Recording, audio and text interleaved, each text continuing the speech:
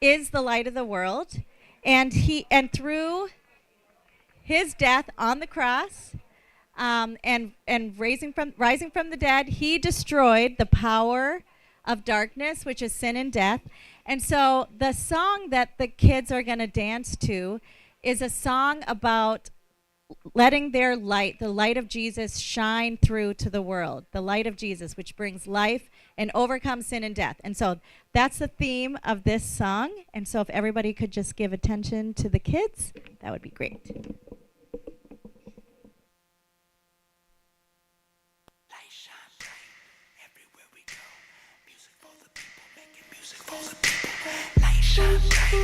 everywhere we go. Light shine bright everywhere we go. Everywhere we go. Music for the people, making music for the people. I wanna magnify your light. I wanna reflect the sun. Cut like precious diamonds, with colors by the millions. This is the only world we know, and for now this rental's our home. If we gon' be a reflection, gotta make this dirt rock glow. Just so you know. Light shine bright everywhere we go. Music for the people to illuminate the soul. Light shine bright everywhere we go. Music for the people, making music for the people.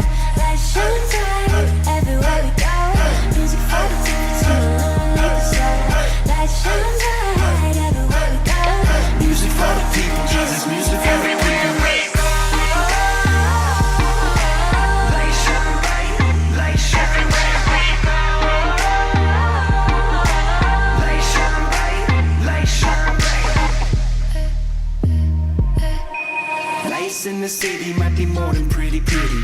That freaky shine might be more than easy on. Anytime you see the sparkle in the dark, it might look deeper. It might be more than simply yo, that smile might be joy that's connected to the spirit. The spirit might be contagious. If you dare, you can mirror it. I remember, can't forget. He said you can't second guess. Sparkle as the light reflects. We writing, paying forward checks. Light shines bright everywhere we go. Music for the people to illuminate the soul. Light shines bright everywhere we go. Music for the people, making music for the people. Light shines bright everywhere we go. Music for the people to illuminate the soul. Light shines bright everywhere we go. Music for the people, Jesus, music for the people. Light shine bright, light shine everywhere we go. Light shine bright, light shine bright. Woohoo! Can the kids all come up one more time for a bow? Woo! Come on up, boys. Nice job. And the dance teachers? Wow, that's fine. Okay. All right. Thank you, kids. Okay, now we have...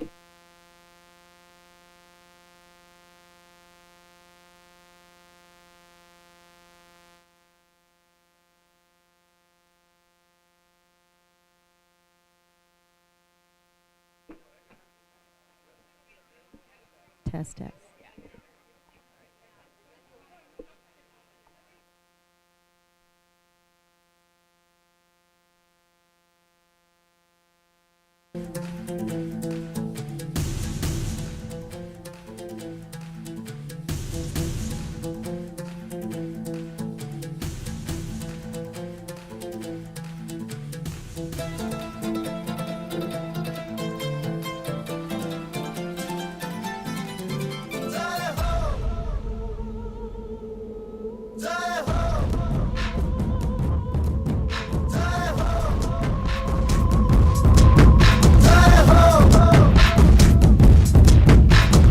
आजा आजा जिंद शामी आने के तले है, आजा जरी वाले नीले आसमाने के तले है। जय हो, जय हो। आजा आजा जिंद शामी आने के तले है, आजा जरी वाले नीले आसमाने के तले है। जय हो, जय हो।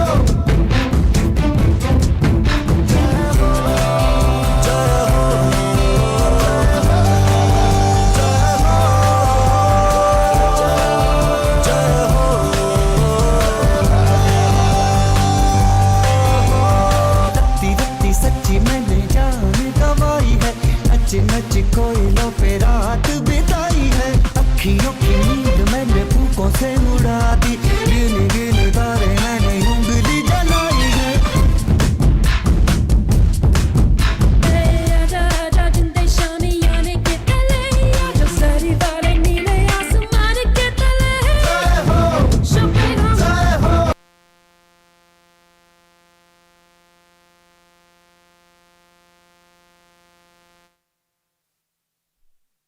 Oh, that was awesome.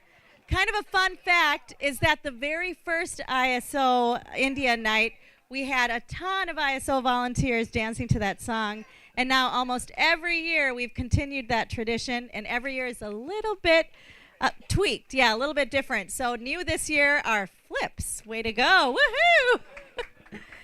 All right, so where's Amber? Amber is going to introduce our next thing in our agenda, our speaker.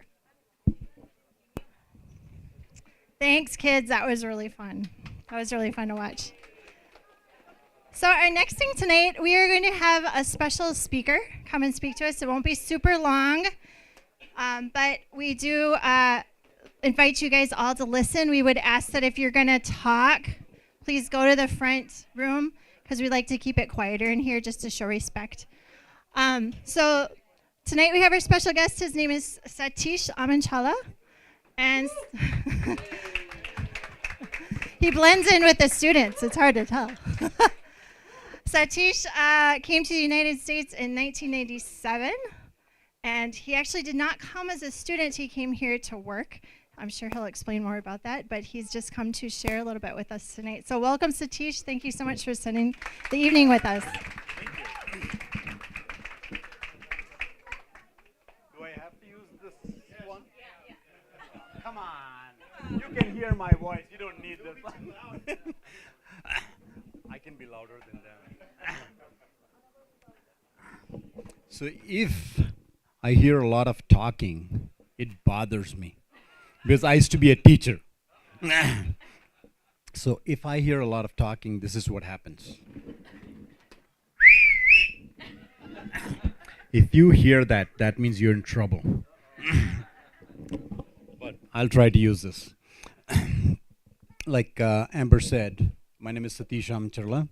I work at a company called Inspire. It's a medical device company locally here. You've probably seen ads. If you're familiar with sleep apnea, we make a implantable device for sleep apnea therapy. But I've been in the medical device world for, I don't know, 20, 30 years or something like that. I don't want to date myself, but it's been a long time. But I'm not here to talk about my work. I thought I'd share something that is very near and dear to my heart. It's about my life journey. It's about my spiritual journey over the last 25 to 30 years. It's actually longer than that. It started when I was born, but it is a journey that I think is a matter of life or death, which is why I think it's important.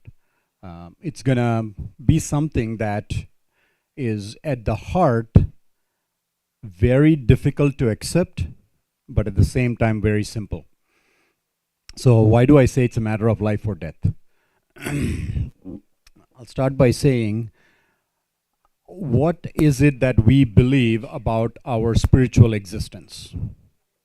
I mean, we all have ideas, right? We all have something that we believe is a spiritual concept that we have.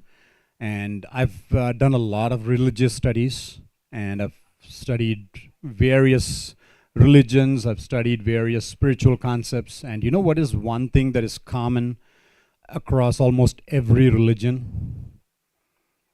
It's the concept of salvation. Everybody wants to be saved from the suffering of this world. You know, that's a very interesting thought, right? I mean, everybody, doesn't matter where you are, one thing that everybody agree upon is that there is something wrong with what happens here on this earth, and we want something different. We think it's better, but we don't know if it's going to be better. So the question is, how do we know for sure? Doesn't matter what you believe. I want you to think about what it is that you believe. So just take a moment and say, what is it that I believe about my spiritual existence. And now ask yourself this question: what if I am wrong? What do you do if you're wrong about what you thought is your spiritual existence? And why is that important? Because depending upon what you believe, and if you're right or wrong, you may not get a second shot at it. It's kind of like I took a test yesterday, and it's not yesterday, this was last week, for a certification, and I get one shot at it, 300 questions, and you have to get every one correct. If you fail, you're done. You don't get a second shot. I mean, you can take the test again, but you got to start over. I got 4 out of 300 wrong, so I got to do the whole thing all over again.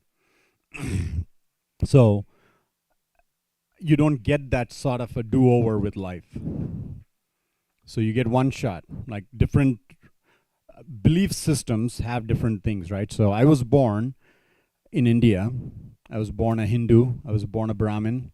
And I believed, most of you are from India, you know the beliefs. And you know what you were taught. And my parents taught me that there is moksha, but also we believed in reincarnation, that you get 7 attempts, and that's what I believed. And I was a very strong orthodox believer. I went to Tirupati, I shaved my head, I went to Sabrimala, I did the pilgrimages, I did all of those things. I shaved my head so often as a sacrifice to the gods that my nickname in college was Mottai, which means shaved head.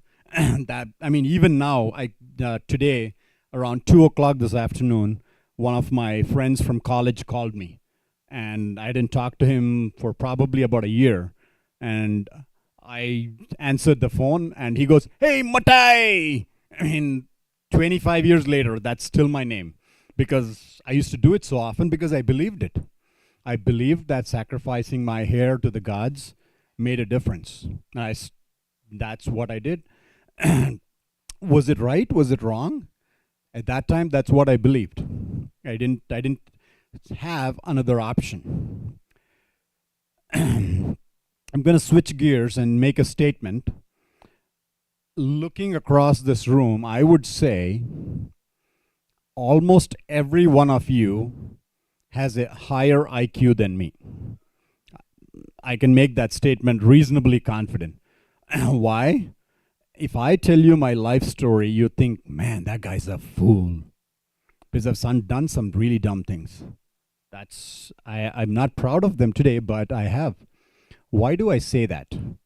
I say that because I believe that you're smart, and the concepts I'm going to share, though they may be difficult to accept, I think those are things you can leverage.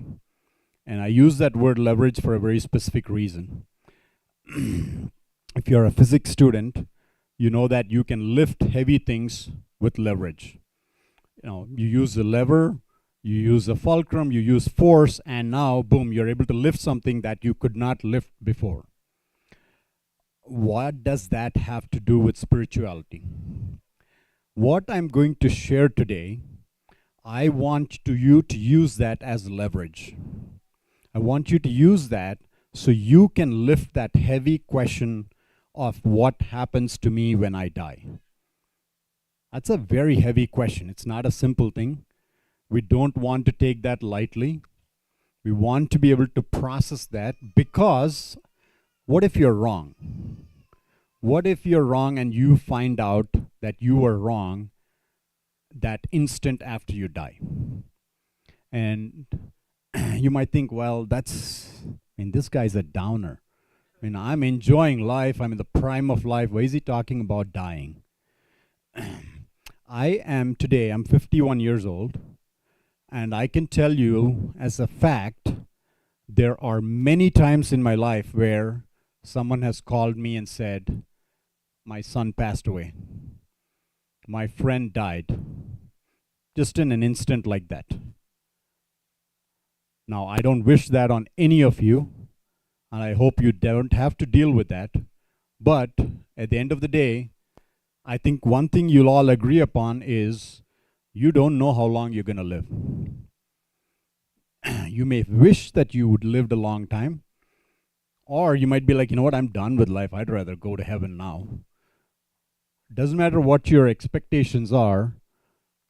If you don't know where you're going to go, then you cannot be sure. You don't want that. You don't want to make that decision lightly. So that's why I say, what I'm going to share, I hope you use it as leverage. You don't have to accept what I say today, but I just don't want you to forget it. I want you to use that as leverage to lift that heavy question, whether it's today, tomorrow, or 5 years from now, until you find the answer. Because I found an answer. And that's the answer I want to share with you. I'm going to start by making another statement and say, there is a perfect God. It's a simple statement. There is a perfect God. And the fact that he is God requires him to be perfect. Okay, if you think about that, God cannot be imperfect. If there are two gods that are imperfect, one of them will win the battle. Because when you're imperfect, you want more. Right? Imperfection implies that you are not complete. And if you are a God who has all the power you have that you need to get something you want, what are you going to do? If Mike is stronger than me and Mike and me are gods, guess what's going to happen? He's going to win the battle. Right? But if he's perfect, he doesn't have to deal with me at all because he knows he's perfect. He doesn't need me to be out of the way for his perfection. So God has to be perfect. So if God is perfect, I realize that he's not going to let me into his presence. If there is a perfect God, I already told you I've done some dumb things, I've done a lot of foolish things, and I can almost guarantee that none of you will do some of the bad things that I've done in my life. And so I don't want to go into that because it might scare you, especially there are kids in the room, they'll probably never come back. But because of the things that I've done, I knew that God would not let me into his presence. So if God's not going to let me into his presence, then how do I get salvation? How can I be in the presence of a perfect God if he doesn't let me into his presence? So the flip side of the question is, if I don't go into God's presence, what is my option? If there is a perfect God and I cannot be in his presence, that leaves the only other option, which is suffering. Why do I say that? Why is suffering the only other option when I'm not in the presence of a perfect God? This is another concept that is almost universal in all religions. It's not just the salvation. The concept of salvation is there, but if you don't get salvation, you get suffering. Hell and heaven, different people, different religions use different names. Hades, purgatory, doesn't matter what concept you use, you either have heaven, which requires you to be saved, which is salvation, or you go to hell. You can use different terms to define those in different religions, but that is the same thing. And so I didn't want to go to hell. I still don't. I don't want to go to hell because everything that any religion says about hell was not good. Right?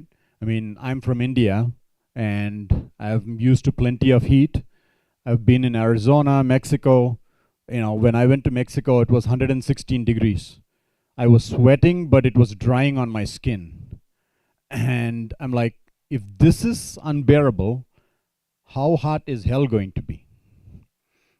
And we don't think of that living in Minnesota because we are afraid of the cold. There are days when we wish it was that hot, but I don't think we ever want it to be as hot as in hell. But if you don't get salvation, you get suffering. So that was my challenge. And as I continued down this path of trying to understand what was happening, what was this thought process in my mind that led me to this? I thought about, okay, I can't get in the presence of a perfect God, and I don't want to go to hell. So what is my option? About 2 weeks ago, my son, who is 18, he's at a college locally here, he's moved out. He asked me and my wife, can I have some friends over? And I was out for a walk, and when I came back, there were like 7 guys in the house eating food that my wife had made. And I'm like, oh, I was going to have a peaceful Sunday night. But they were having fun. Now, why did I let them into my house? I didn't kick them out. They ate, they enjoyed, they had fun. Why did I let them into my house? Not because I liked them, but because I loved my son. The only reason they were in my house that day was because I love my son enough to say, you can invite your friends over. And that is what I found in Jesus. God lets us into his presence because of his son. That's an interesting concept, right? Like, for example, tomorrow if you get a speeding ticket, right? You're driving too fast, you get a speeding ticket, and you go to the judge and he says, you've got to pay $2,000. That's your fine. It's not that much, but don't try to get a speeding ticket to find out how much it is. You end up paying $2,000 in other ways, through insurance and stuff like that. But bottom line is, it's an expensive ticket, and you can't afford it. So what are your options? In Minnesota, your option is either to pay the fine or lose your license, or you can go to prison. And the option that somebody comes along and says, I'm going to pay for your ticket, right? Just somebody randomly shows up and says, I'm paying for your ticket because you can't afford it, and this is the only way that it can work. So somebody paid for my ticket, and now my ticket is paid for and my record is clean. It's a simple concept of someone else stepping in and taking the burden off my mistake. It's not my money, it's their money. They stepped in, took the burden of my mistake, and took care of my ticket. Now that is what Jesus did for us. Because I'm not perfect, Jesus died on the cross and took my sin. Now, one of the biggest concerns I had with that question is, how do I know this is all true? I mean, we read about it. Every religion has different stories. How many of you know Julius Caesar? Right? Everybody knows. We don't question if Julius Caesar actually lived. Do you know how many manuscripts are there for Julius Caesar's history, that record his history? 12. There's a total of 12 documents, and even those have to be compiled together to get a full history of Julius Caesar. Do you know how many manuscripts exist for the record of Jesus Christ? 5,800. There's 5,800 manuscripts which record what Jesus has done. And so I looked at that and I said, if I can believe in Julius Caesar, why can't I believe in Jesus Christ? Coincidentally, they even share the same initials. And that was my challenge was, how do I know this is true? So as I started digging in further, I started looking at what was the beauty of this story. Why does this actually make any difference? Why does it matter to me? And like I said, I spent a lot of time looking at different religions, looking at the proof. And what I ended up finding out was, when you have a perfect God, the only way you can enter into the presence of a perfect God is by being perfect. And the only one who did it perfectly was Jesus Christ. Now, how do we know that? How do we know Jesus lived the perfect life? The Bible's full of that story. And if you are interested, you can read all the details about that. But what makes a difference for us is when Jesus died on the cross, he didn't stay dead. Jesus rose from the grave. How did that happen? How do we know Jesus actually came back to life? Do you know there are 500 witnesses that have recorded that? 500 different witnesses, eyewitnesses of Jesus coming back to life. And so when I looked at that story, it was even more compelling. So, bottom line, what I want to share with you is, like I said, as I started, I want you to use this story that I shared, my life story, as leverage to answer that question for you. What if my spirituality is wrong? What if I'm incorrect? What happens if I am wrong and I find out the day after I die? Now, most of you are too young to be even thinking about death. And I hope that stays that way for a long time. But you only get one chance at it. So I strongly encourage you to think about, even tomorrow morning, I want to leave you a thought in your head. As you brush your teeth, I want you to think about what happens to me, that person in the mirror, what happens to me if I am wrong about what I believe about my life and spirituality. So that's an important question for you guys to know. I'm going to close by saying this. Like I said, you guys all have a much higher IQ.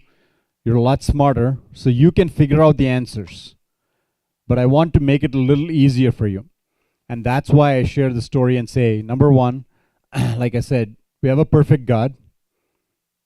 He needs perfection for people to be in his presence. And the only way you can be perfect is by living a life that is completely free of any mistakes. Right, think about today. How many times did you think or do something wrong since morning? Like, for example, this afternoon, I went to work and there were some guys having lunch, and my first thought was they didn't invite me. And then I found out they didn't even know I was in the office. It was not that they didn't invite me, they just didn't think of me because they thought I was not there. So that makes me imperfect. Just that thought makes me imperfect. And so that's what I want you to think about. We are not perfect beings. None of us are. So I want you to think about what happens when you stand in front of a perfect God. You cannot stand in his presence because he does not want anything that's imperfect in his presence. Right? If you have a baby, a sweet and beautiful baby, you're not going to throw the baby in the dirt because the baby is beautiful and you want to take care of it. That's the same thing with God's perfection. When he is perfect, he is not going to let anything imperfect into his presence. And that leads us to our answer through Christ. When Jesus died on the cross, he said, God, I will take care of all their imperfections. And that's the same thing as somebody coming along and paying for your ticket. Instead of you dying, Jesus died on the cross. And just like I love my son, God loves his son so much that he brought him back to life. And do you know that even today, that grave that Jesus was buried in is visible? You can go see it. And also that, like I said, there are 500 people that are eyewitnesses to actually seeing Jesus alive after he was resurrected from his grave. So we know he's alive, which means that because he's alive, you can go to God and say, I want to enter into your house in the name of your son. That's the only thing that you need. All you need to go into God's presence, into the presence of a perfect God, is to be able to say, I want to come into your house in the name of your son. That's the only thing you need. Just like my son's friends could come into my house, because I loved him, they just came in. They said, we are Joel's friends, and I let him in. That's all that was needed. And so that's the same thing you can do. So that's what I want to close with. As I said, remember, use this as leverage and go and dig for the answers. Until you find the answers, don't rest, because it's extremely important for you. It is a matter of life or death. We are all eternal beings. When I say eternal beings, what does that mean? That means we all will live forever, whether you like it or not. The question is, are you going to live forever in the presence of God, or are you going to live forever without God in suffering? You don't have a choice in being alive forever. That's not a choice you make. You might die on this earth, but you will live forever. The question is where. So I pray that you will make the right choice and you will know the difference. I'm more than happy to talk about this more if you guys want, but with that I will close. Back to Amber.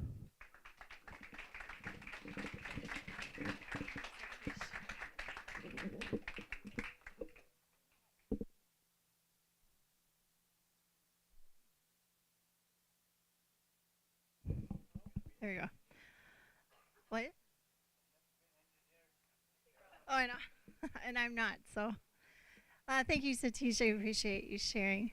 So, this is kind of the end of our formal night tonight. We are going to stick around and play some games, and then after that, we thought it might be fun if we taught you guys some traditional American dances that's like you do at weddings and stuff. So when you go to a wedding, you will be able to go on the dance floor and know some of them.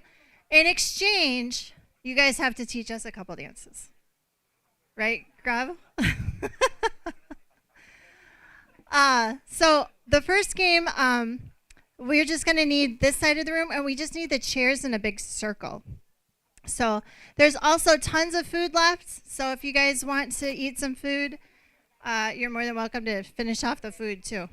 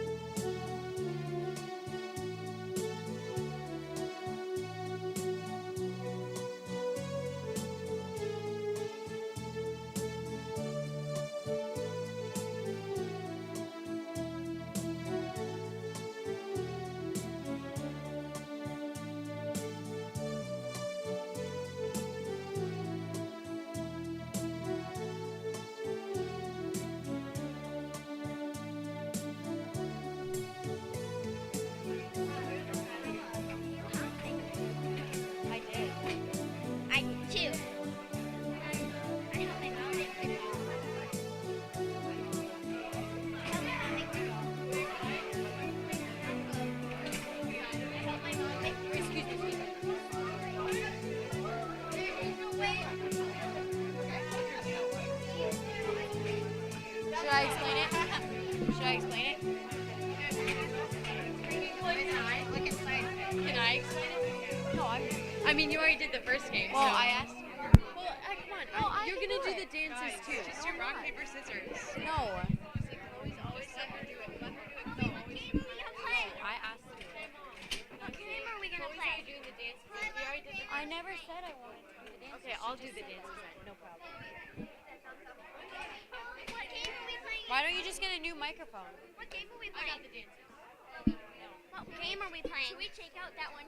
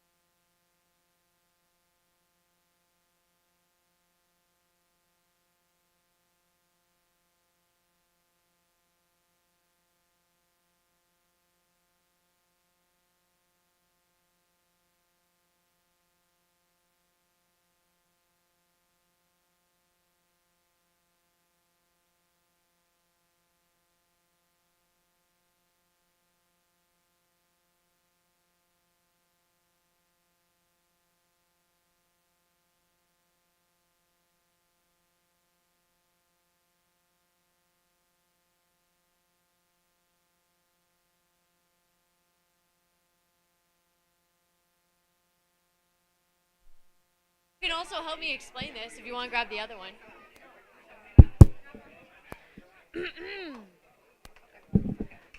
All right, guys, if you want to play the game, come on over here and grab a seat in the circle.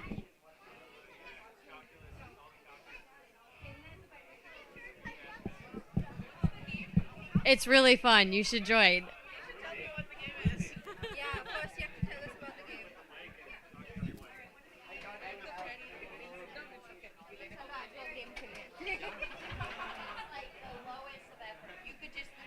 We're going to start the game now, guys. You should come in. It's really fun. Trust me. Trust the process. Yeah, come on in. Come on. Come on. Come on. Trust the process, guys. Come on. We're going to play the game.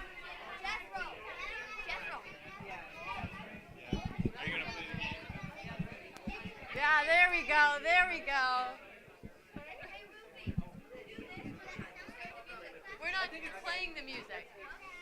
I didn't know we need to play music. I mean, just in the background? No. You should play Gideon. It's fun. Grab a seat. You want to just help explain it?